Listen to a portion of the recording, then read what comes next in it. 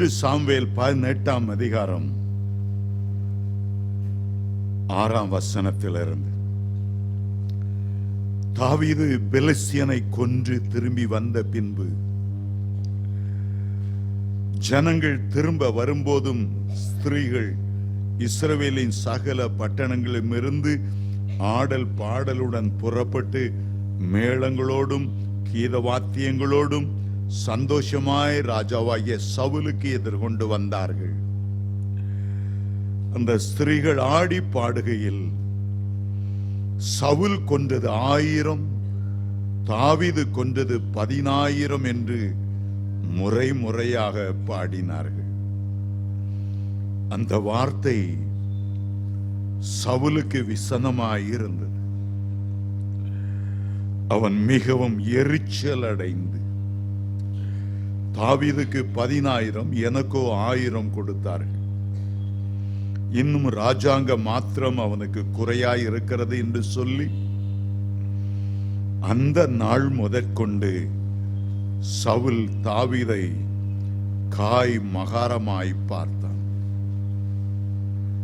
மறுநாளிலே தேவனால் விடப்பட்ட பொல்லாத ஆவி சவுலின் மேல் இறங்கிற்று.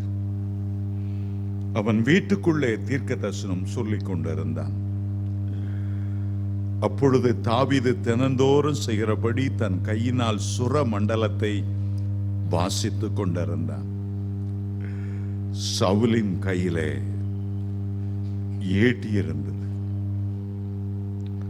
அப்பொழுது சவுல் தாவீதை சுவரோடு சேர்த்து உருவ குத்தி போடுவேன் என்று ஈட்டி அவன் மேல் எறிந்தான். ஆனாலும் தாவீது விலகி 2 தரம் அவனுக்கு தப்பினான்.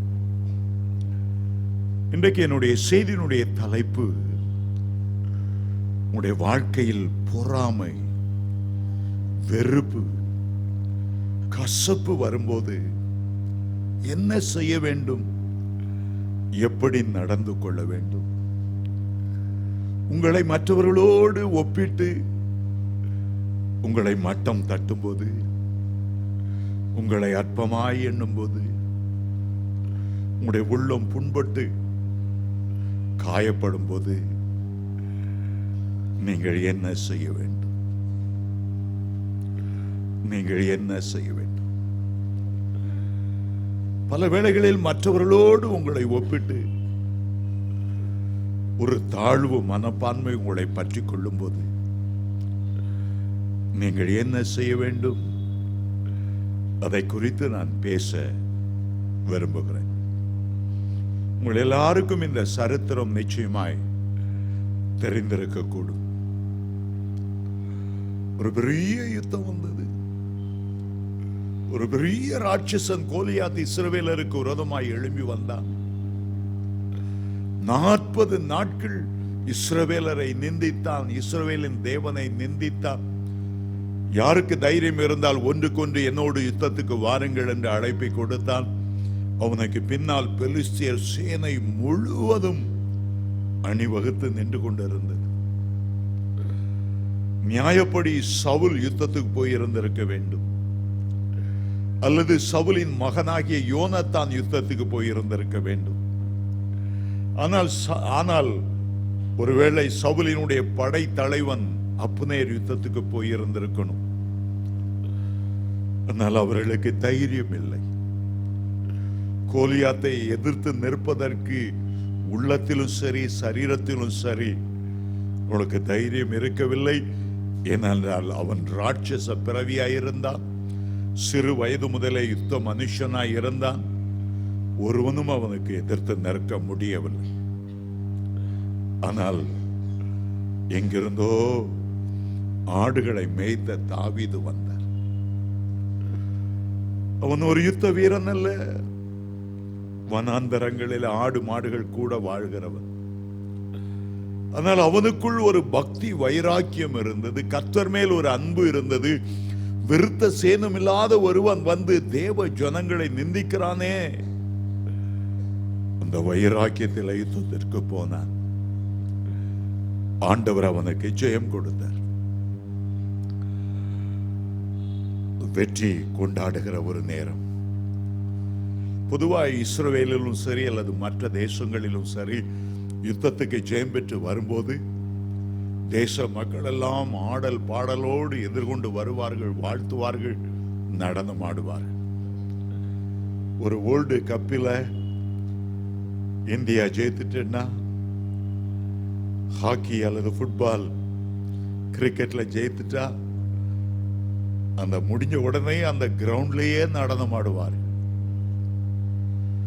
பார்வோனையும் அவனுடைய சேனைகளையும் ஆண்டவர் சிவந்த சமுத்திரத்தில் தள்ளி போட்ட போது மறுகரையிலே மீரியாமும் முழு இஸ்ரவேலரும் நடனமாடி மகிழ்ந்தார்கள், கர்த்தரை துதித்தார். அதுபோல யெப்தா ஜெயங்கொண்டு பகைவர்களை வென்று வந்தபோது அவருடைய ஒரே மகள் தம்புரு வாசித்து வீணையோடு அவனுக்கு எதிர்கொண்டு ஆடி பாடி வந்தாள். இது உலகத்தினுடைய இயற்கை. ஆகவே பெலிஸ்தியர் முறியடிக்கப்பட்டதுனால இஸ்ரவேலில் உள்ள சில பெண்கள் தங்களுக்குள்ள ஒரு பாட்டை எடுத்து கட்டினார்கள், சந்தோஷமாய் பாடினார்கள், மகிழ்ச்சியோடு பாடி சவுலுக்கு எதிர்கொண்டு வந்தார். ஆனால் சவுல் அவருடைய வார்த்தைகளை கவனித்தார். இந்த வார்த்தைகள் சவுலுக்குள் ஒரு பொறாமை தீயை எழும்ப பண்ணிட்டு, அவர்கள் பாடினது இதுதான்: சவுல் கொன்றது 1000, தாவீது கொன்றது 10,000 என்று பாடினார்.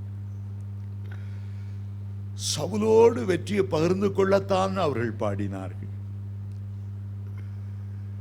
இஸ்ரவேல் தேசத்துக்கு கர்த்தர் கொடுத்த பெரிய வெற்றியை அவர்கள் கொண்டாடும்படிதான் பாடினார்கள்.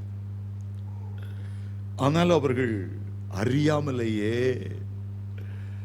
அந்த பாட்டுக்குள் விஷத்தை வைத்து விட்டார்கள். அது ஒரு விபரீத விளைவை கொண்டு வரும் என்று அவர்கள் கொஞ்சமும் எதிர்பார்க்கவில்லை. சவுல் அதை கேட்டவுடன், தாவீது 10,000, நான் கொன்றது வெறும் 1000 தான். இவர்களெல்லாம் தாவீதுக்கு ராஜ்யத்தை கொடுப்பதற்கு ரகசியமாய் சதி செய்கிறார்கள். என்னுடைய சிங்காசனத்தை எடுத்து தாவீதுக்கு கொடுத்து விடுவார் போல் இருக்கிறது. அவனுக்குள்ளே ஒரு பொறாமை தீ எழும்ப ஆரம்பித்தது. அவனுடைய முக ரூபமே மாறிட்டான். அந்த பாடல் பாடினதும் தாவீதை காய்மகாரமாய் பார்த்தார் என்று எழுதியிருக்கிறது. காய்மகாரமாய் பார்த்தார். பொறாமை தீ. வேதம் சொல்லுகிறது, அடுத்த நாளிலே தேவனால் விடப்பட்ட ஒரு பொல்லாத ஆவி சவுலை பிடித்ததா. சவுல் ஒரு பக்கம் வேதனைப்படுகிறார். அதே நேரம் தாவீதுக்கும் அன்னையிலிருந்து பிரச்சனை ஆரம்பிச்சிட்டு, அன்னையிலிருந்து ஒரு ராஜாவின் கோபாக்கினைக்கு ஆளானார். அன்றையிலிருந்து வீட்டை விட்டு ஓட வேண்டியதாயிற்று. மலைகளிலும் குன்றுகளிலும் பயந்து ஒளிய வேண்டியதாயிற்று. சொந்த தகப்பனுடைய வீட்டுக்கு போக முடியாமல் போய்விட்டது. காரணம் கசப்பு, வைராக்கியம், பொறாமை, வெறுப்பு, மன்னியாத தன்மை. 2 பேருக்கு இடையே ஒரு போட்டி மனப்பான்மையே உருவாகிவிட்டது. உண்மையில் தாவீதுடைய உள்ளத்தில் அப்படிப்பட்ட ஒரு பொறாமை வரவில்லை. கோலியாத்தோடு யுத்தம் செய்யும் போது, தன்னுடைய உயிரையும் பயண வைத்து யுத்தம் செய்யும் போது, கர்த்தருக்காகத்தான் அவர் அந்த யுத்தத்தை செய்தார். அந்த பெலிஸ்தியன் அவருக்கு விரோதமாய் பேசின போது சொன்னார், ஈட்டியாலும் பட்டயத்தாலும் அல்ல, அதை கொண்டு ஆண்டவர் ஜெயத்தை கொடுக்கிறவர் அல்ல, இஸ்ரவேலிலே ஒரு தேவன் உண்டு என்ற ஜனங்கள் எல்லாரும் அறிந்து கொள்ளுவார்கள். அதைத்தான் முன்வைத்தார். கர்த்தரைத்தான் முன்வைத்தார். தன் பேர் புகழுக்காக ஒரு யுத்தம் செய்ய முன் வரவில்லை. கர்த்தருக்கும் தேவ ஜனங்களுக்கும் ஏற்பட்ட அவமானத்தை துடைத்து தலை குனிவை மாற்றி மானத்தோடு தேவ ஜனங்கள் வாழ வேண்டும் என்பதற்காகத்தான் யுத்தத்தில் பழக்கமில்லாதவராயிருந்தும்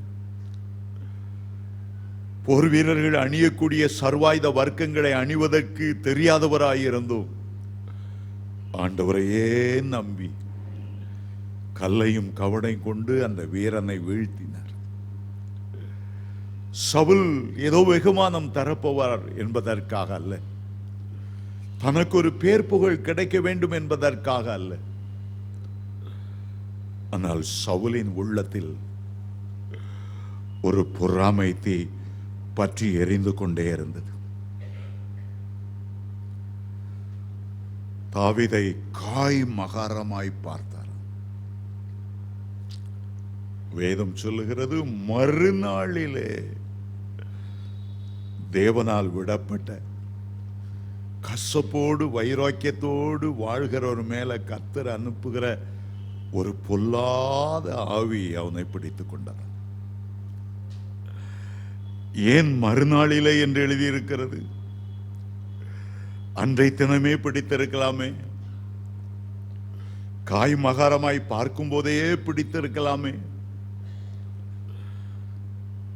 ஆனால் வேதம் சொல்லுகிறது மறுநாளிலே. ஒரு நாள் ஆண்டவர் மனம் திரும்புவதற்கு தவணை கொடுத்தார்.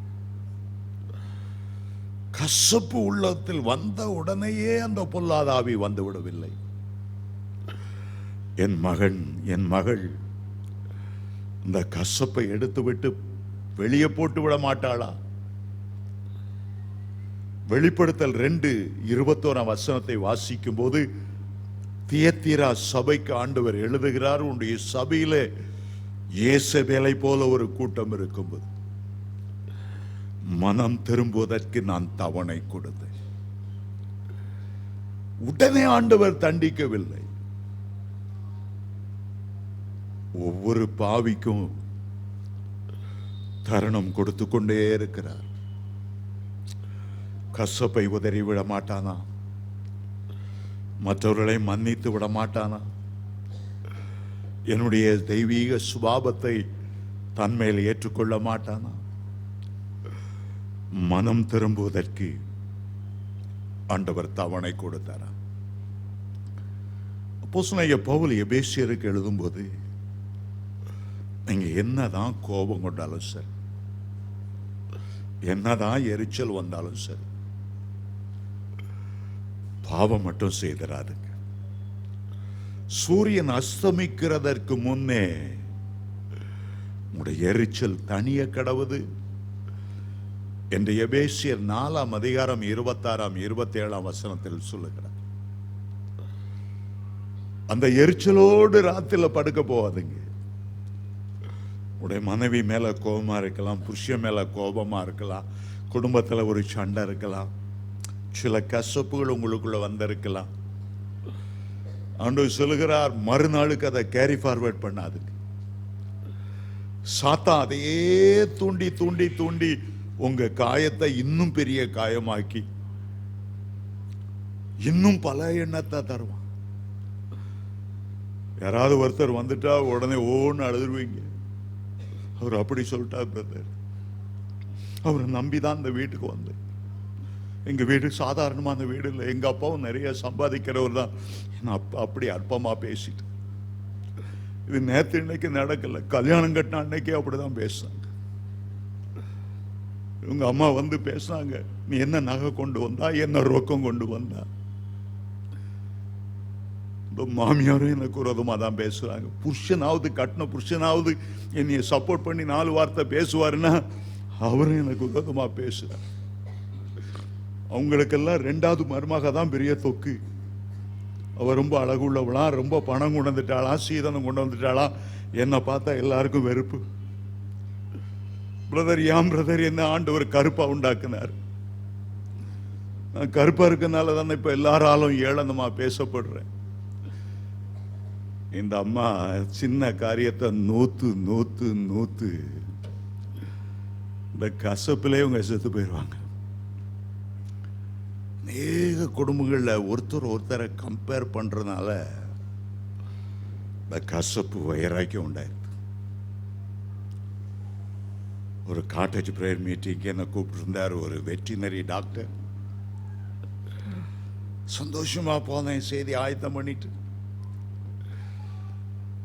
அந்த மீட்டிங்ல என்ன ஆரம்பிக்கல, நான் பிரசங்கம் பண்ணல, பாட்டு பாடிட்டு இருக்காங்க, நல்ல அருமையான பாட்டு. திடீர்னு ஒரு அம்மா நுழைஞ்சாங்க. நுழைஞ்சதான் இவருடைய முகமே அப்படியே மாற ஆரம்பிச்சிட்டு. சீறுகிறார், பாம்பு சீறதை விட கோடி மடங்கு. உனக்கு என்ன இங்க வேலை? நீ என்ன பைபிளை தூக்கிட்டு தெரிகிறது? என் குடும்பத்துக்கு செய்வினை செய்து அழிக்கலான்னு நினைக்கிற என்ன தைரியத்தோட உள்ள வந்த? எல்லாருக்கும் உட்கார்ந்துட்டு இருக்காங்க. அவருக்குள்ளந்து இந்த பாதாளத்தின் கசப்பு வந்தது பாருங்க. அந்த அம்மா துக்கத்தோடு போயிட்டாங்க. ஆனா இவரு முகம் அப்படியே துடிக்குது, மீச துடிக்குது, முகம் அப்படி வளைது நுழைது, அப்படி நடக்கிறார். பெஞ்சதியை கூப்பிட்டு கிச்சன் பக்கமா கூப்பிட்டு, நீ என்ன அவளை இந்த கூட்டத்தை கூட்டின? அந்த கூட்டத்தில் என்னால பிரசங்கம் பண்ணவே முடியல. தேவ பிரசனம் எல்லாம் போச்சு. அநேகருக்குள்ள கசப்பு திடீர்னு எரிமலை மாதிரி பொங்கி வருது. எரிமலை பொங்கி வந்தா என்ன டேஞ்சர்? அதை அடக்கிட்டே வாழ்றாங்க. சாதாரணமா பார்த்தா தெரியாது. இந்த பூனையும் பால் குடிக்குமாங்கிற மாதிரி அவ்வளோ பெரிய பக்தி வேஷம். திடீர்னு அந்த கசப்பு கொந்தளிக்கும் போதுதான் ஆண்டவர் சொல்றாரு, சூரியன் அஸ்தமிக்கிறக்குள்ள ஒப்புரவாகிரு, சமாதானமாயிரு. ராத்திரி நீ தூங்கிட்டு இருக்கும்போது திடீர்னு பிப்பின்னு எக்கால சத்தம் துணைக்கு தேவ பிள்ளையெல்லாம் பறந்து போவார்கள். நீ கசப்போட உட்கார்ந்து இருக்க வேண்டியதான். ரொம்ப டேஞ்சர். சவுலுக்கு ஒரு நாள் ராத்திரி ஆண்டவர் பூரா டைம் கொடுத்தார். சூரியன் அஸ்தமிச்சாச்சு, அடுத்த நாளும் பிறந்தாச்சு. அவருடைய கசப்பு நீங்கல. இந்த வேத வசனத்தை வாசிச்சா, தாவீதின் கையில சுரமண்டலம் இருந்ததாம், சவுலின் கையில ஈட்டி இருந்ததாம். தாவீது கையில ஆண்டவரை துதித்து பாடி போற்றி மகிழும்படி சுரமண்டலம் இருந்தது. ஆனால் சவுலின் கையிலே ஆண்டவரை துதிக்கக்கூடிய எந்த பாடக்கூடிய போற்றக்கூடிய எந்த வாத்திய கருவியும் இல்லை. உருவ குத்தக்கூடிய ஈட்டி இருந்தது. இதுதான் தேவ அன்புள்ளவர்களுக்கும் கசப்புள்ளவர்களுக்கும் வித்தியாசம். உங்களுடைய இருதயத்தில் என்ன இருக்கிறது அதைத்தான் உங்களுடைய கைகள் ஏந்தி கொண்டிருக்கும். உங்களுடைய கைகளில் கிண்ணறம் இருக்கிறதா அல்லது உங்களுடைய கைகளில் ஈட்டி இருக்கிறதா என்பதை யோசித்து பாருங்க. உங்களுக்குள்ள ஏதாவது கசப்பை வைத்துக் கொண்டே இருக்கிறீர்களோ? சொத்து பிரிக்கும் போது பயங்கரமான கசப்புகள், சொந்த சகோதரன் சகோதரிகளுக்குள்ளே கசப்புகள், வேலை செய்கிற இடங்களிலே கசப்புகள். இந்த கசப்புக்கு பின்னால் ஒரு பொல்லாத ஆவி இருக்கிறது என்பதை மறந்து விடக்கூடாது. சில வருஷத்துக்கு முன்னால் ஒரு சகோதரனுக்காக ஜெபிக்கும்படி நம்முடைய அலுவலகத்தில் கூட்டிக் கொண்டு வந்திருந்தார்கள்.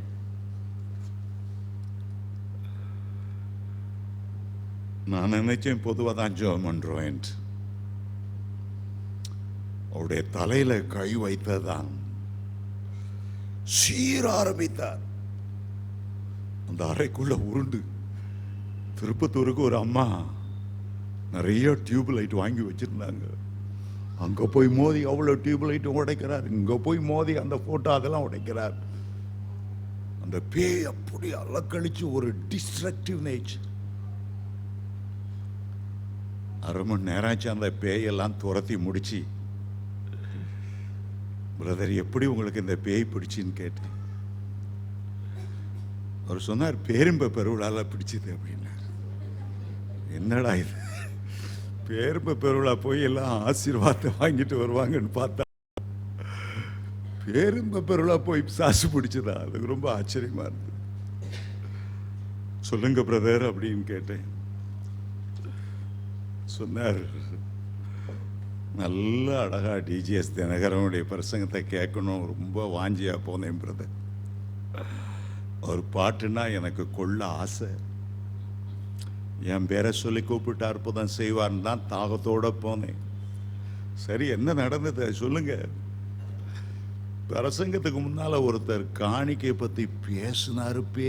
இதை ஒரு 5 நிமிஷத்துல பேசி அவருக்கு டைம் கொடுப்பாருன்னா 1/2 மணி நேரம் காணிக்க போடு காணிக்க போடு காணிக்க போடு, சத்தம் இல்லாத காணிக்க போடு, இருக்குதலே பெரிய காணிக்கையா தூக்கி போடு. அது கூட பரவாயில்ல பிரதர். என்னொன்னு அந்த ஆள் சொன்னான், பஸ்ஸுக்கு காசு இல்லாட்டாலும் பரவாயில்ல, ஆண்டவர் நடத்துவார், விசுவாசத்தோடு போடு. அவ்வளவுதான் எனக்கு வந்ததே கோபம். பஸ்ஸுக்குள்ள காசையா போடுவாங்க. சின்ன சின்ன பிள்ளைகளை கூட்டு தாய்மார் வந்திருப்பாங்க, 10 மைலுக்கு அங்கிருந்து வந்திருப்பாங்க. பஸ்ஸுக்கு போட என்ன பிச்சை எடுக்கலாம், இப்படி கேட்கறத விட பிச்சை எடுக்கலாம். ஒரு எரிச்சல் வந்தது. எல்லாம் கையில கத்தியை வச்சு நடு ரோட்ல நின்றுட்டு 4 பேரை கத்தியை காட்டி பணம் வாங்கலாம். இப்படி பிச்சை எடுக்கக்கூடாது. பேரும்ப பெருவிழாவுன்னு இவ்வளோ கூட்டிட்டு புறஜாதி வருவாங்க, அவங்க வருவாங்க, இப்படியே பிச்சை எடுக்கிற பிச்சைக்காரோ ஒன்று. இவருக்கு கோவம் வந்துட்டு, இவருக்கு பெருசுங்க கேட்கவே இஷ்டம் இல்லை. எழுந்துட்டார், நடந்தார். இந்த பீச் ரோட்டு நடக்க இன்னும் கோபம். இப்படிப்பட்டவங்களாம் மேடையில் ஏத்துறாங்க. காணிக்க நான் இதுவா காணிக்க, பிச்சை எடுக்கலாம், கத்தியை காட்டலாம், அதுக்கு இதுன்னு ஒரு கசப்புல பேச அந்த ரோட்லேயே தான் போயிட்டு இருந்தாரா. பஸ்ஸில் போயிருந்தா கூட சீக்கிரமா போய் சேர்ந்திருப்பாரு. நடந்து போனதுனால திடீர்னு பொல்லாத ஆவி அவரை பிடிச்சிச்சு. கசப்புக்கு இடம் கொடுத்தனால, அந்த கசப்பையே சிந்தித்து கொண்டு இருந்தனால, ஆனபடியால் தான் தேவ பிள்ளைகளுடைய வாழ்க்கையில கசப்பு வரும்போது என்ன செய்யணும்? மற்றவங்க உங்களை மட்டம் குறைவாய் பேசும்போது இயற்கையாய் பாதிக்கப்படுறது உண்மைதான். அந்த நேரத்தில் தேவ பிள்ளைகள் என்ன செய்யணும்? நம்முடைய கிராமத்தில் என் பேருடைய சாம் ஜெபத்தில் எனக்கு ஒரு நண்பன் இருந்தான். நான் 2 பேரும் ஒரே கிளாஸ்மேட். அவன் என்னை விட கொஞ்சம் கலர் கொஞ்சம் அதிகமான கிரேடு. அதனால் அவன் பேர் வெள்ளை ஜோபத்திர. அதுக்காக நான் கருப்பு ஜோபத்திரையா, நான் அவ்வளோ கருப்பாக இருக்கேன்னா. அவன் ரொம்ப திறமசாலி, நல்லா படிப்பான், நல்லா பாட்டு பாடுவான். எங்கள் ஊரில் ட்ராமா நடந்துன்னா அவன் தான் அதில் ஹீரோ. எல்லாரும் எங்கள் கிராமத்தில் என்னையும் அவனும் கம்பேர் பண்ணி பேசிக்கிட்டே இருப்பாங்க. நீனும் இருக்கிறே, அவன் என்ன அழகா பாட்டு பாடுறான்,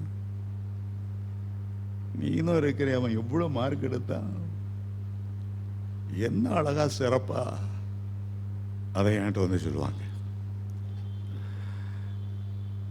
சிலர் இப்படிதான், இதுக்குன்னே போட்டு கொடுக்குறதுக்குன்னே கொஞ்சம் பேர் இருப்பாங்க. இந்த பெண்கள் சும்மா இருக்க வேண்டியதான, பாட்டு எழுதி ஆண்டவர் ஜெயத்தை கொடுத்தாருன்னு ஆண்டவரை பத்தி பாட வேண்டியதானே. என்னத்துக்கு தாவீதையும் சவுலையும் கம்பேர் பண்ணி பாட்டு ஏற்றாங்களா? இப்படியே சில குள்ளநெறிகள் ஒருத்தருக்கு ஒருத்தர் கலகம் மூட்டி விடுற நிறைய நார்தர்கள் சகுனிகள் இருப்பாங்க. அவங்க வேலையே கோல் மூட்டி சண்டை போட்டு விடுறதா. சிலர் மற்றவங்கள பார்த்து பார்த்து பார்த்து எலும்புருக்கி நோயே வந்து போகும். அவன் புருஷன்லாம் அப்படி சம்பாதிக்கலாம், நீங்களும் இருக்கிறீங்களே. கம்பேர் பண்ணி தங்களையே அழித்து கொள்ளுகிற ஒரு பெரிய கூட்டம் இருக்கு. தேவ பிள்ளைகளே, 5 விரலும் ஒன்றாக இருக்க போவதில்லை. ஒரு வீட்டில் 5 பிள்ளைகள் இருந்தாலும் 5 ஒன்றா இருக்க போறதில்லை. ஆண்டவர் எல்லாருக்கும் ஒரே தாளந்தை கொடுக்கல. சிலருக்கு 5 தாளந்தை கொடுத்து 5 தாளந்தை எதிர்பார்த்தார். 2 தாளந்தை கொடுத்தா நீ 2 தாளந்தை சம்பாதிச்சா போதும். 1 தாளந்து உள்ளவன் 1 தாளந்தை சம்பாதிச்சா போதும். அவனுக்கு மட்டும் 5 தாளந்து கொடுத்தீர. நீர் பட்சபாதம் உள்ள தேவனை ஆண்டவரை குறை சொல்ல வேண்டிய அவசியமே இல்லை. ஒவ்வொருத்தரையும் ஆண்டவர் ஒவ்வொரு விதமாய் சிருஷ்டித்திருக்கிறார். ஒவ்வொருவருக்கும் ஒவ்வொரு விதமான தாளந்துகள் இருக்கிறது, திறமைகள் இருக்கிறது. ஒரு சிட்டுக்குருவி, நான் சிட்டுக்குருவியா இருக்கிறேன்னா ஆண்டவன் கழுகா படைக்கலையே அப்படின்னு அழுது பிரயோஜனம் இல்லை. உங்களுக்கெல்லாம் அந்த கதை தெரிஞ்சிருக்கும்னு நினைக்கிறேன். ஒரு தவளையுடைய பிள்ளைகள், குட்டிகள் எல்லாம் தாய் தவளையை பார்த்தே சொல்லிச்சான், எம்மா உங்களோட ஒரு பெரிய உருவம் உள்ள ஒரு மிருகம் இருந்துச்சு, நீங்களும் இருக்கிறீங்களே, நீங்களும் சின்ன உருவமா இருக்கிறீங்களே. பெரிய உருவத்தை பார்த்தோம். உடனே இந்த தாய் தவளைக்குள்ள பெருமை வந்துச்சு. என்னோட பெரிய உருவமா? மூச்சு இழுத்து அப்படி உப்பி இந்த அளவு இருக்குமா? இந்த குட்டி தவளைகள்லாம் இதோட பெருசு, இதோட பெருசு, இதோட பெருசு. ஒவ்வொரு நிறையும் மூச்சு எடுத்து வயிறை உப்பி பெருசா பெருசா காட்டி பார்த்து கடைசியில் அந்த தவளை வயிறு வழிச்சே செத்து போச்சான். அதனால தான் பிரசங்கி சொல்றார், இந்த பொறாம இருக்குதே அது எலும்புருக்கி. எல்லா ஆமைகளிலும் கொடிய ஆமை பொறாமை. இந்த பொறாமை அநேகருடைய வாழ்க்கையை அழித்து விடுது. இந்த பொறாமை அநேகம் பேருடைய வாழ்க்கையை அழித்து விடுது. ஒரு நாளும் பொறாமைக்கு இடம் கூடாதுங்க. எப்போதும் சொல்லுங்க, நான் ஆண்டவருடைய செல்ல பிள்ளை. உலகத்தில் அழகு இருந்தாலும் அழகு இல்லாட்டாலும், நிறம் இருந்தாலும் நிறம் இல்லாட்டாலும், படிப்பு இருந்தாலும் படிப்பு இல்லாட்டாலும், ஆண்டவர் இயேசு என்னோடு இருக்கிறார். அவருடைய பரிசுத்த ஆவியானவர் என்னோடு இருக்கிறார். எனக்கு ரட்சிப்பின் சந்தோஷத்தை கொடுத்திருக்கிறார். என்னை பரிசுத்த ஆவியினால் நிரப்பி இருக்கிறார். ஆமென். ஹல்லேலூயா, ஹல்லேலூயா. ஒரு பெரிய எழுப்புதல் கூட்டத்தில் நானும் இன்னொரு தேவனுடைய தாசனும் பேச வேண்டியது இருந்தது. பகல் கூட்டத்தில் அவர் பேசினார். மகா வல்லமை வெளிப்பட்டது. ஆண்டவர் அவரை அற்புதமாய் பயன்படுத்தினார். அவரிடத்தில் பலத்த வல்லமை செயல்பட்டது. பெரிய சந்தோஷம். என்னுடைய அறைக்குள்ளே வந்தேன். சாத்தானியா உள்ளத்தில் ஒன்ன போட்டான். நீ பிரசங்கம் பண்ணி 1000, அவர் பிரசங்கம் பண்ணி 10000. உன்னை விட ஆண்டவர் அவருக்கு தான் அதிகமான கிருபைகளை கொடுத்திருக்கிறார்.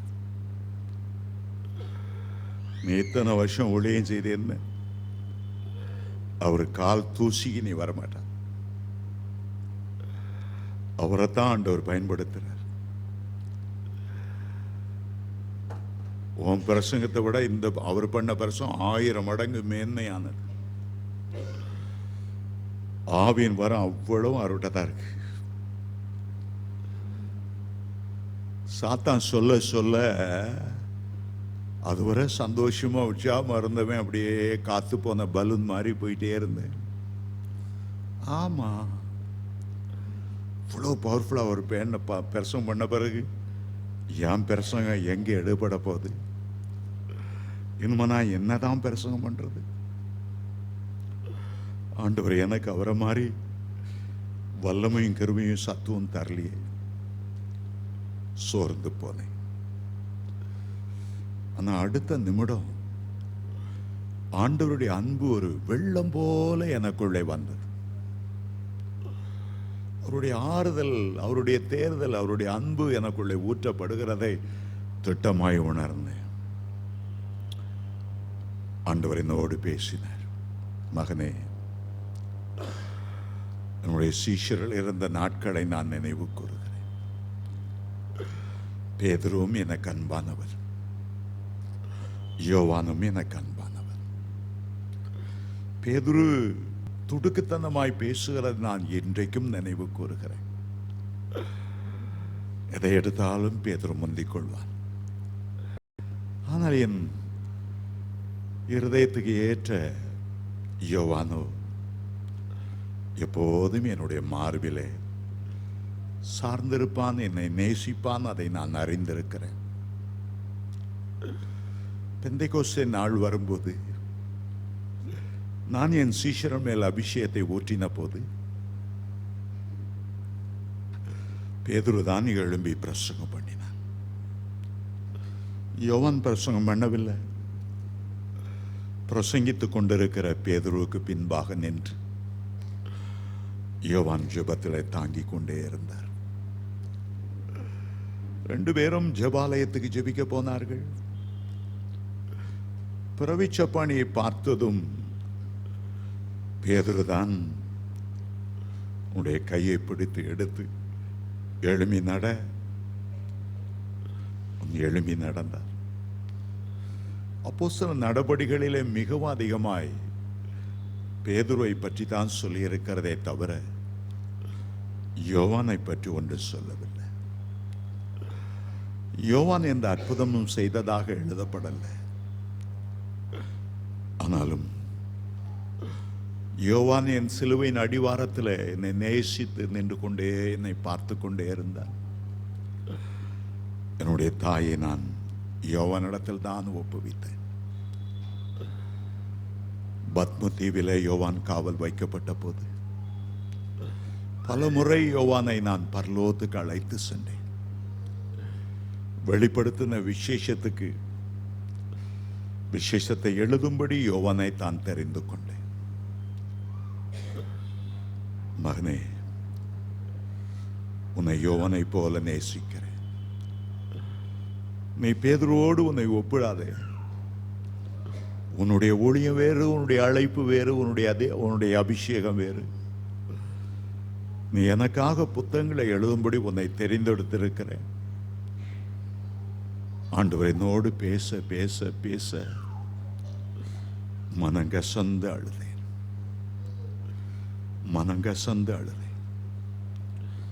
ஆண்டவரே, எந்த விதத்திலும் நான் தாழ்வு மனப்பான்மைக்கு என்னை ஒப்பு கொடுக்க மாட்டேன். உலகத்து மேல யார் மேலையும் நான் கசப்பு வைக்க மாட்டேன். தந்தை பெர்க்மன்ஸ் ஒரு பாட்டை எழுதி இந்த உலகத்தை விட்டு நான் கடந்து வரும்போது துண்ட உதறி, யார் மேலும் கசப்பு இல்லப்பா, தூக்கி போட்டு பரலோகத்துக்கு போற மாதிரி, யார் மேலும் கசப்பு இல்லப்பா. அதுதான் நம்முடைய வாழ்க்கையா இருக்கணும். அதுதான் நம்முடைய வாழ்க்கையா இருக்கணும். சவுல் கசப்புக்கு இடம் கொடுத்தனால தன்னுடைய சமாதானத்தையே இழந்தார். தான் யோசித்து பார்க்கல.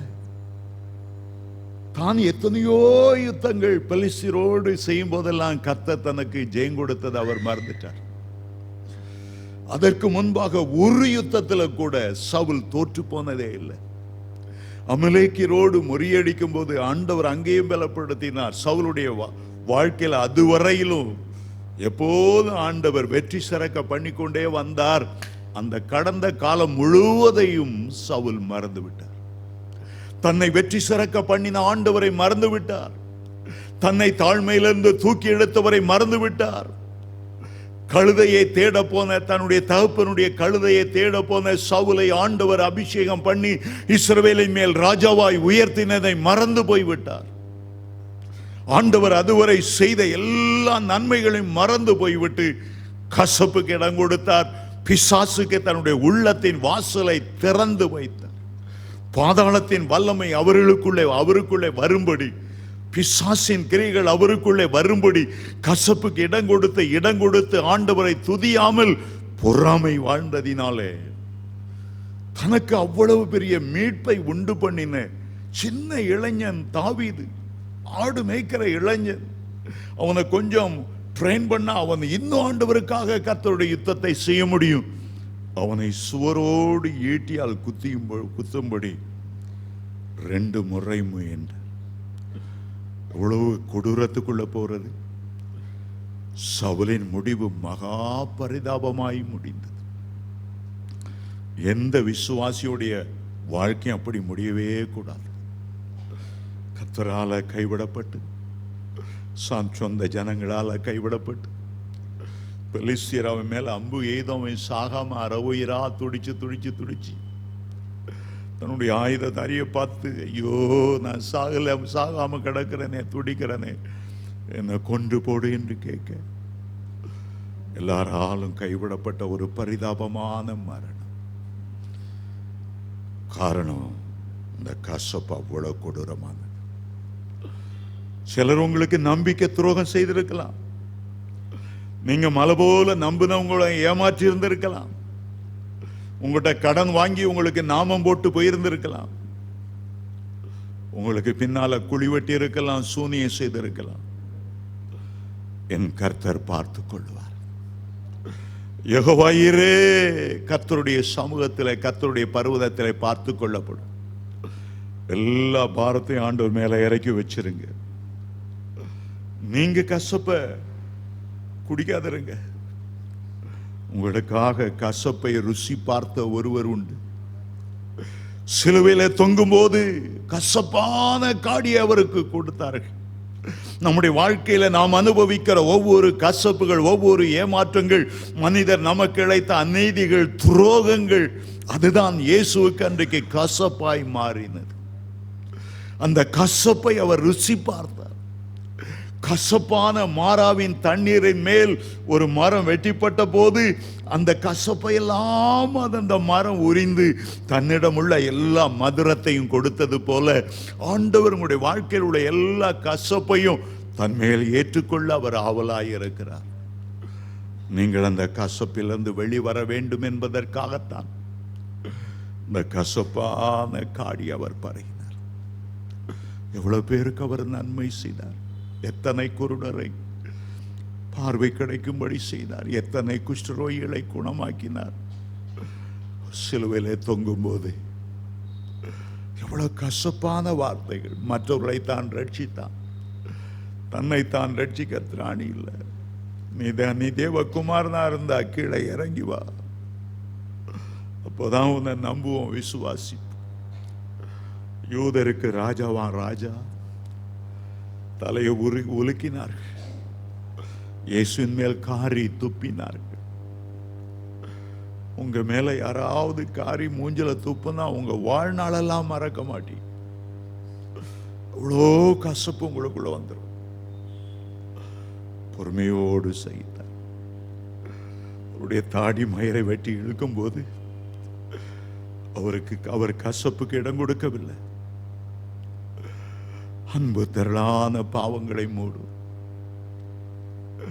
ஒரு வேப்ப மரத்தை வெட்ட வெட்ட வெட்ட அதுல இருந்து கசப்பு தவறி வரும்.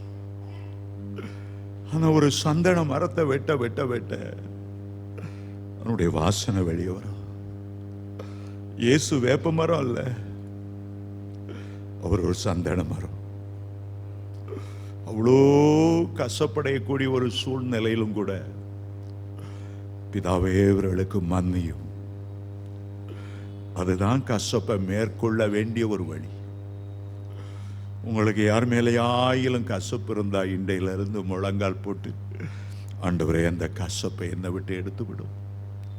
அவர்களை நான் மனப்பூர்வமாக ஆசீர்வதிக்கிறேன். உடைய குடும்பத்தை ஆசீர்வதிக்கிறேன். உடைய பிள்ளைகளை ஆசீர்வதிக்கிறேன். அவர்கள் எனக்கு தீமை செய்ய நினைத்தார்கள், ஆனால் நீரோ தீமையை நன்மையாய் மாற்றுகிறவர். அந்த கசப்புகளும் தீமையை அணுகாதபடி பாதுகாத்துக் கொள்ள நீர் வல்லமை உள்ளவர். அப்படி ஒப்பு கொடுக்கும் போது எல்லா கசப்புகளையும் நீங்க மேற்கொள்ள முடியும். தெய்வீக அன்பை நீங்க வெளிப்படுத்த முடியும். 1 கொரிந்தியர் 13 அதிகாரம் முழுவதையும் வாசிச்சு பாருங்க. தேவனுடைய அன்பை பற்றியே அப்போஸ்தலனாகிய பவுல் எழுதினார். ரோமர் 5:5 சொல்லுகிறது, பரிசுத்த ஆவியினாலே தேவனுடைய அன்பு உங்களுடைய இருதயங்களில் ஊற்றப்பட்டு இருக்கிறது. நீங்கள் பெற்றிருக்கிற அபிஷேகம் ஒரு அன்பின் அபிஷேகம். பரிசுத்த ஆவியினாலே இந்த கசப்பை மேற்கொள்ளுகிற ஒரு பெரிய அபிஷேகத்தை கர்த்தர் உங்களுக்கு தந்திருக்கிறார். 1 கொரிந்தியர் 13 அதிகாரத்தை திரும்ப திரும்ப வாசிங்க. அப்போஸ்தலனாகிய பவுல் கசப்புக்கு இடம் கொடாமல் சொல்லுகிறார், நான் மனுஷ பாஷைகளை பேசினாலும் தூதர் பாஷைகளை பேசினாலும் அன்பு எனக்கு இராவிட்டால் நான் சத்தமிடுகிற வெண்கலம் போலவும் ஓசையிடுகிற கைத்தாளம் போலவும் அல்லவா இருப்பேன். தீர்க்கதரிசன வரத்தை உடையவனாய் இருந்து சகல அறிவுகளை அறிந்தாலும் மலைகளை பெயர்த்தக்க விசுவாசம் எனக்கு இருந்தாலும் அன்பு எனக்கு இராவிட்டால் நான் ஒன்றும் இல்லை. அன்பை பற்றி அவர் சொல்லும்போது, அன்பு பொறாமைப்படாது, அன்பு மனதுருக்கமாயிருக்கும், அன்பு விசுவாசத்திலே களி கூறும், அன்பு சகலவற்றையும் தாங்கும், சகலவற்றையும் சகிக்கும், சகலவற்றையும் நம்பும், சகலவற்றையும் தாங்கும். இப்போது விசுவாசம், நம்பிக்கை, அன்பு 3 நிலைத்திருந்தாலும் இவைகளில் எல்லாவற்றிலும் அன்பே பிரலாதம். எங்களுடைய வீட்டுக்கு எதிரில் சில வருஷத்துக்கு முன்னால ரயில்வே கோட்டஸில் வேற ஒரு குடும்பம் இருந்தது. இந்த ரயில்வே வேலை பார்க்கிறவர் வேற ஒரு லேடியோட தொடர்பு வைத்துக் கொண்டார். ஒரு இளமையான ஒரு பெண். உங்களுக்கு 4-5 பிள்ளைகள். எல்லாரும் இந்த அம்மாட்ட வந்து சொல்லுவாங்க, உன் புருஷனை அந்த பொண்ணோட பார்த்தேன், என்ன இளமையா, என்ன அழகா இருக்கிறா.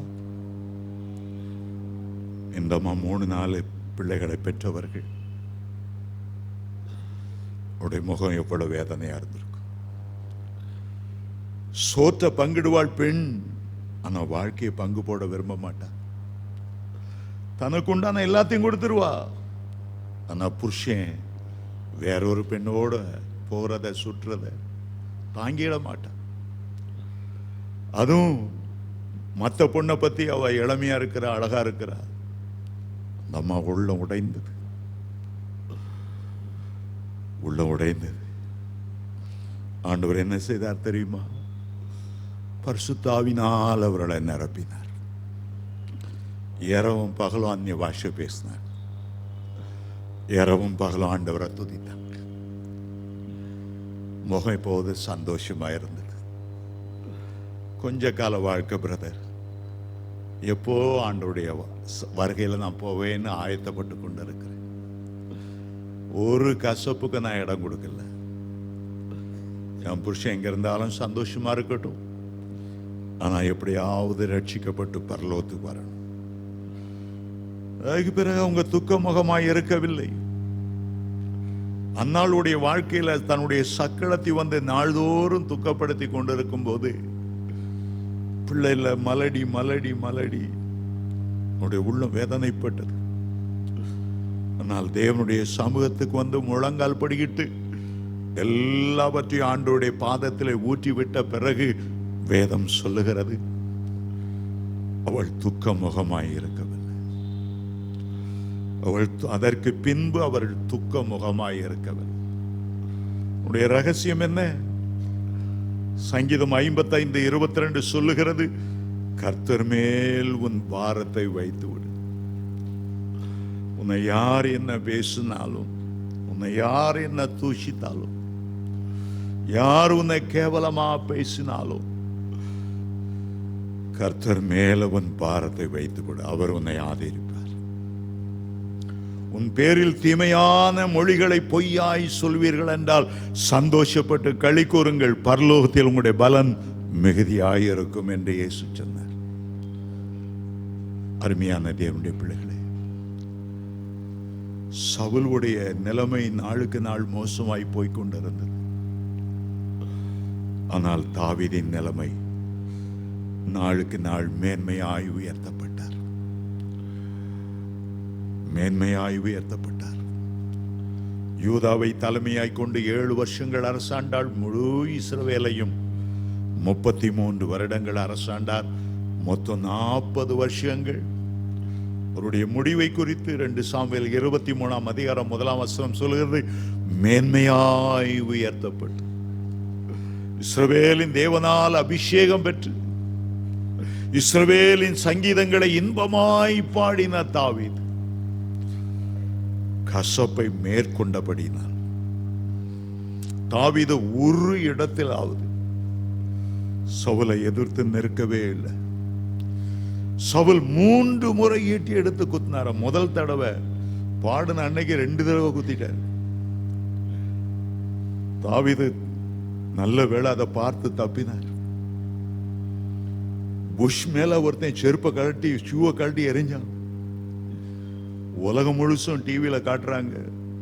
புஷ் அதை குதிஞ்ச அந்த ஷூ மேல படாதபடி அப்படி தப்பிட்டார். இங்க செருப்பு வரல, ஷூ வரல, ஈட்டி வருது. 3 தடவை சுவரோடு உருவ குத்தும்படி ஈட்டி ஏதும் ஆண்டவர் தாவீதை பாதுகாத்துக் கொண்டார். அந்த ஈட்டியை பிடுங்கி சவுல் மேல ஏறதுக்கு எவ்வளவு நேரம் ஆயிருந்திருக்கும்? நான் பதிலுக்கு பதில் செய்ய மாட்டேன். சாத்தான் சொல்லுவான், உன் மேல அப்படி தூஷம் இப்படி தூஷம், முட்டை காகிதம் எழுது, அவனை பற்றி போலீஸுக்கு இப்படி எழுது, அப்படி எழுது, அவனுக்கு ஒரு பாடம் படிச்சு கொடு. சாத்தான் எல்லாம் சொல்லுவான். ஆனா நீங்க சொல்லுங்க, கர்த்தர் எனக்காக வழக்காடுவார், அவர் எனக்காக யுத்தம் செய்கிறார்.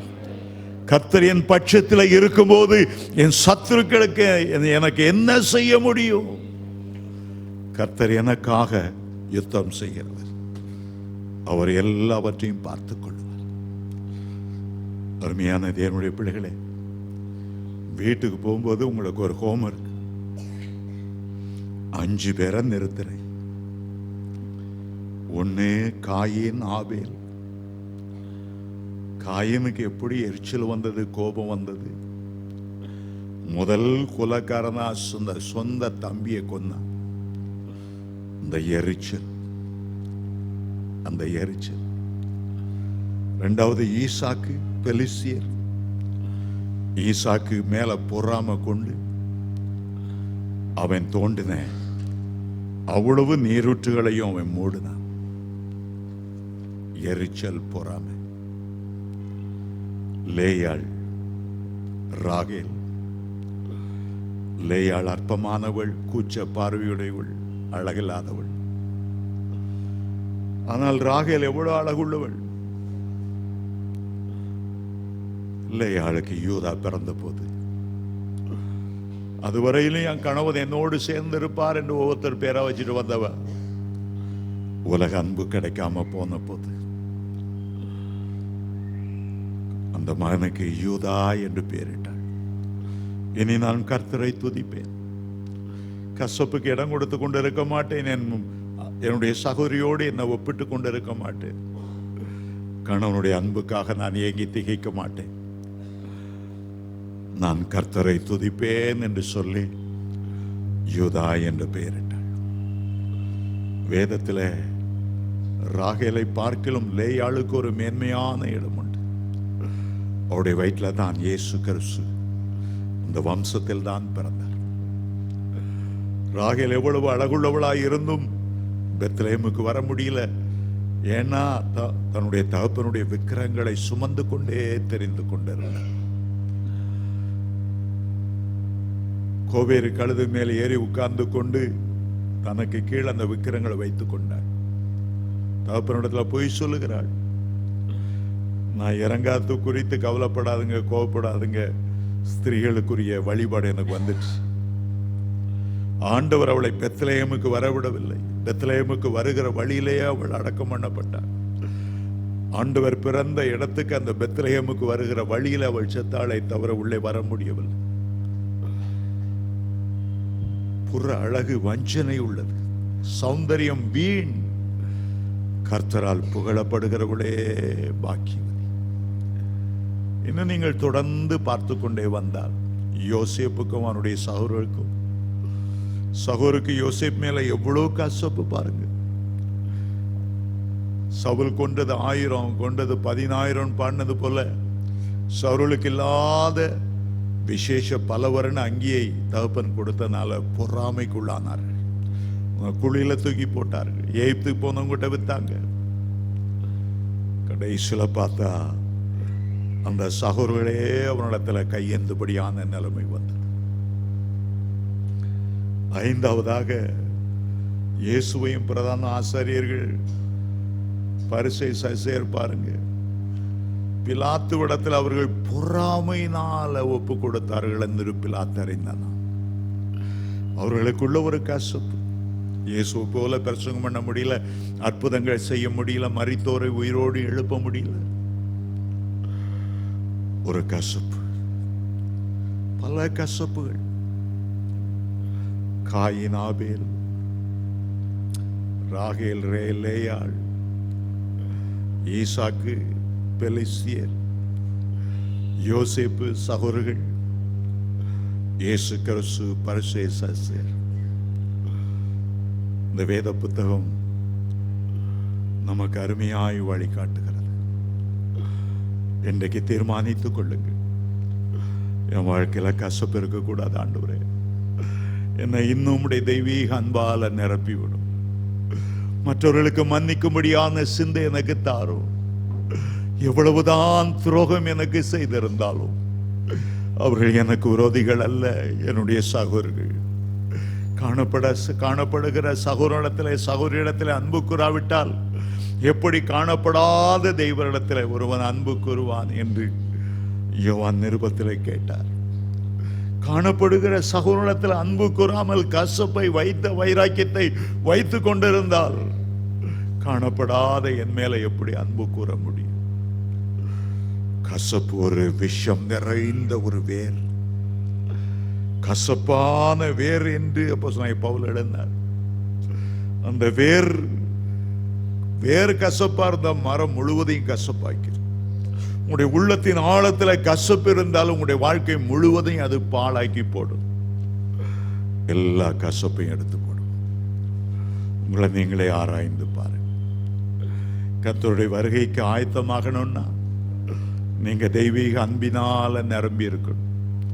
இன்றைக்கு கர்த்தர் அந்த அன்பை உங்களுடைய இருதயத்தில் ஊற்ற விரும்புகிறார். இன்றைக்கு கர்த்தர் பரிசுத்த ஆவியினாலே பரலோகத்தின் அன்பை, கல்வாரியின் அன்பை உங்களுடைய உள்ளத்தில் ஊற்ற விரும்புகிறார். அந்த அன்பு தான் எல்லா கசப்பையும் மேற்கொள்ளும், எல்லா வைராக்கியத்தையும் மேற்கொள்ளும். மன்னிக்க முடியாமல் இருக்கிற இடத்துல போய் நீங்களாக ஒப்புரவாகி அவருடைய மனப்பூர்வமாய் மன்னித்து ஆசீர்வதிக்கிற சுபாவத்தை உங்களுக்கு தரும். இன்றைக்கு ஒப்பு கொடுப்போமா? இன்றைக்கு ஒப்பு கொடுப்போமா? ஒரு நிமிடம் நம்ம எழுந்து நிற்போம். நம்மை நாமே ஆராய்ந்து பார்த்தால் நாம் நியாயம் தீர்க்கப்படும். நம்மை நாமே ஆராய்ந்து பார்த்தால் நாம் நியாயம் தீர்க்கப்படும். ஒரு நாள் உங்களை மற்றவர்களோடு ஒப்பிட்டு பார்த்து தாழ்வு மனப்பான்மைக்கு இடம் கூடாதிருங்க. நீங்க கர்த்தருடைய செல்ல பிள்ளைகள். அவருடைய பெரிய கரத்தில் நீங்கள் இருக்கிறீர்கள். அவருடைய கரத்தில் அலங்காரமான கிரீடமாக ராஜமுடியாக உங்களை ஏந்தி இருக்கிறார். உங்களை மேன்மைப்படுத்தி இருக்கிறார். எத்தனை கோடி மக்கள் இருந்தாலும் உங்களுக்கு அந்த ரட்சிப்பை காண்பித்திருக்கிறார். உங்களுடைய உள்ளத்தை தன்னுடைய மகிமையால நிரப்பி இருக்கிறார். உங்களை கரம் பிடித்து நடத்தி இருக்கிறார். உங்களுக்கு வேதனை வந்த நேரங்களில் எல்லாம் தகப்பன் பிள்ளைக்கு இறங்குறது போல அவர் இறங்கவில்லையா? ஒருவனை தாய் தேற்றுவது போல உன்னை அவர் தேற்றவில்லையா? நீ இருதயம் உடைந்து போய் நின்ற வேளையில் எல்லாம் உன் அருகில வந்து உன்னுடைய கண்ணீரை துடைக்கவில்லையா? நீ ஏன் கவலைப்பட்டு, நீ ஏன் சோர்ந்து போனாய்? ஏன் அதைரியத்துக்கு இடம் கொடுத்தாய்? தாழ்வு மனப்பான்மைக்கு ஏன் ஒப்பு கொடுத்தாய்? எல்லா கசப்புகளையும் இப்போது ஆண்டவர் பிடுங்கி எரிய விரும்ப வேண்டும் என்று விரும்புகிறார். உனக்குள்ள இருக்கிற கசப்பான வேர்களை பிடுங்கி அக்கினியும் கந்தம் எரிகிற கடலில எரிந்து தள்ளி இதுவரை உன்னுடைய சமாதானத்தை கெடுத்து கொண்டிருந்த அந்த சத்துருடைய வல்லமை இப்போது அகற்றுகிறார். அந்த மன்னியாத சுபாவத்தை ஆண்டவர் மாற்றுகிறார். கல்வாரியின் அன்பினால் உன்னை நிரப்புகிறார். ஓ ஜீசஸ், அந்த கல்வாரி அன்பு எங்களுக்குள்ளே ஊற்றப்படுவதாக.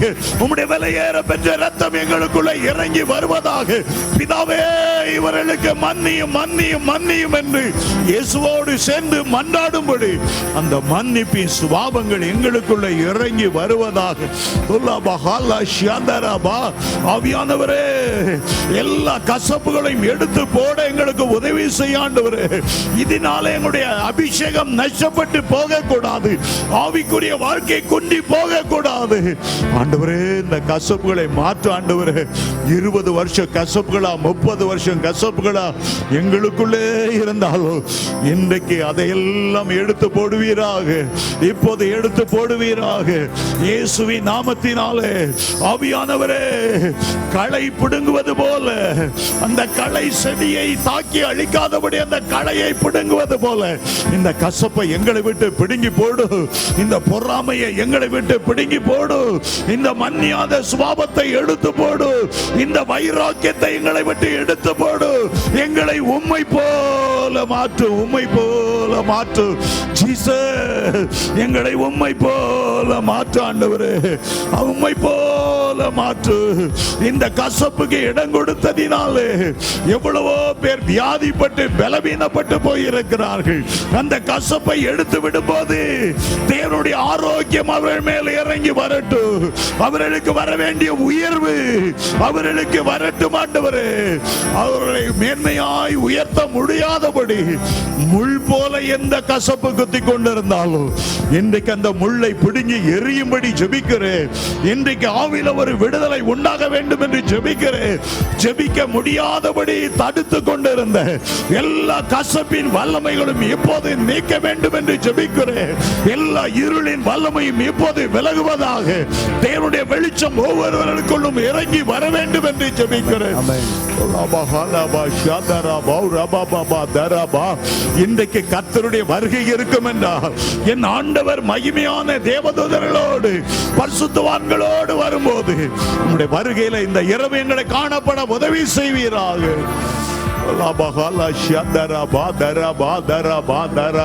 எங்களை நாங்களே ஆராய்ந்து பார்ப்பதற்கு எவ்வளவு அருமையான சந்தர்ப்பத்தை தந்திராண்டவரே.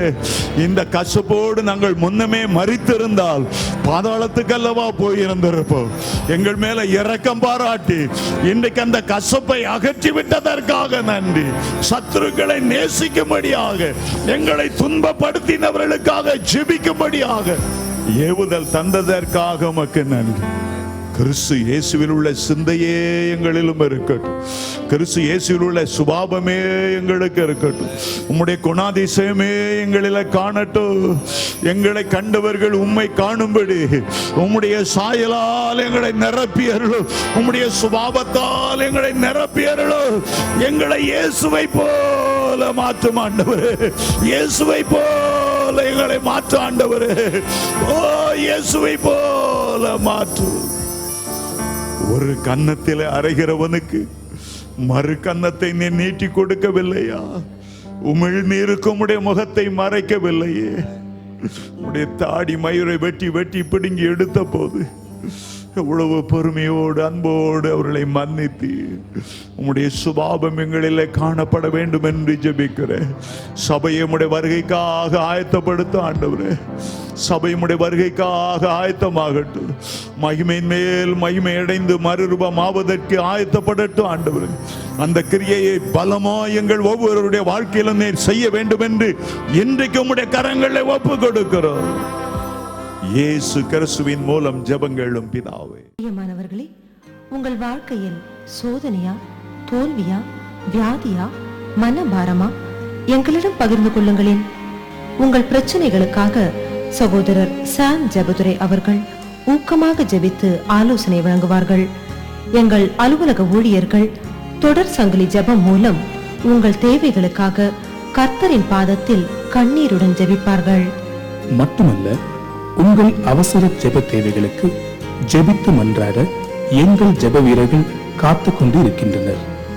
இன்றே எங்களுக்கு எழுதுங்கள். கர்த்தராகிய இயேசு கிறிஸ்து நிச்சயமாக அற்புதம் செய்வார்.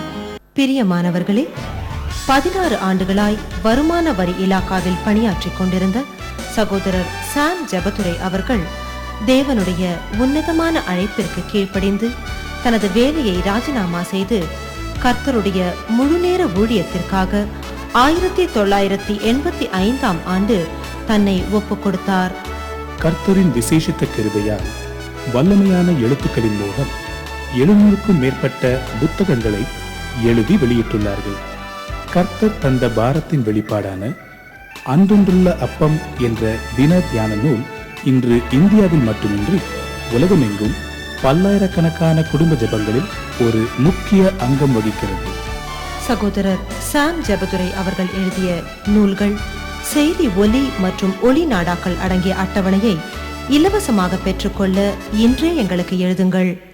உங்கள் வாழ்வில் மேலும் மாறுதல்கள் ஏற்பட, இயேசு கிறிஸ்துவை இன்னும் அதிகமாய் தெரிந்து கொள்ள, அவருடைய ஆசீர்வாதங்களை பெற்றுக்கொள்ள ஒவ்வொரு வாரமும் புதன்கிழமைகளில் எங்கள் அலுவலகத்தில் மாலை 6 மணிக்கு நடைபெறும் கூட்டங்களில் பங்கு பெறுங்கள். கர்த்தராகிய இயேசு கிறிஸ்துவின் அற்புதங்களையும் ஆசீர்வாதங்களையும் பெற்றுக்கொள்ள அன்போடு உங்களை அழைக்கிறோம்.